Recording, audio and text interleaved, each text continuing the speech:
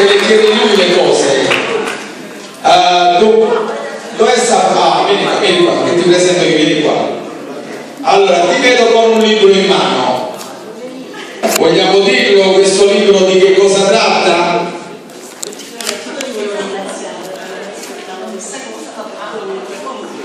Sì, è il mio primo libro che ho scritto sulla saggio di poesie, che si intitola Le creature dell'anima. Io sono un'umile insegnante di scienze motorie, seguendo il liceo. Per favore, abbiate pazienza, stiamo facendo uno spettacolo, abbassate un po' i toni. Abbiate pazienza. Vi prego, abbassate un po' la voce. Io non sono un artista. Allora, sono certo, io non sono una poetessa, ma sono un'insegnante di scienze motorie e insegno in liceo a Padania. Ho il hobby della scrittura, diciamo, già 6 anni fa ho incominciato a scrivere, una forza che mi è data per un episodio non molto piacevole, sono una perdita di mia sorella, e mi ha portato a scrivere, e quella è stata una forza per me. Scrivere è stata per me una liberazione sempre dell'anima, e non è chiuso in questo libro l'effluvio proprio dell'anima. Per favore, signore! Diamoci la voce. Però la voce voglio più.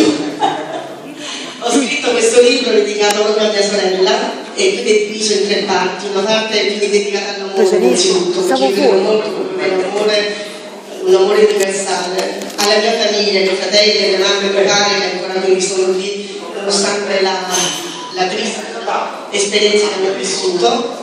È una parte dedicata a mia sorella. Ovviamente non leggerò una poesia dedicata a mia sorella perché non riesco proprio a leggere, cioè l'emozione mi prende tanto.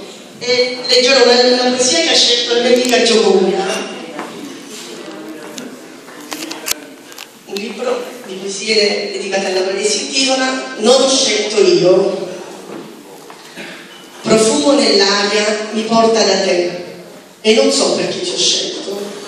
Gli occhi, la mia verità, nello sguardo il segreto dell'amore, sulle labbra sapore di miele, la mia passione.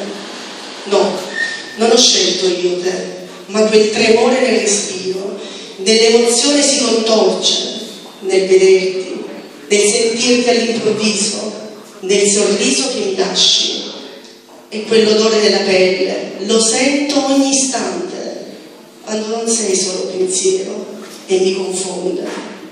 I brividi nell'anima parlano di te, nel cuore solo ali di farfalla, carezze infinite. No, non ho scelto.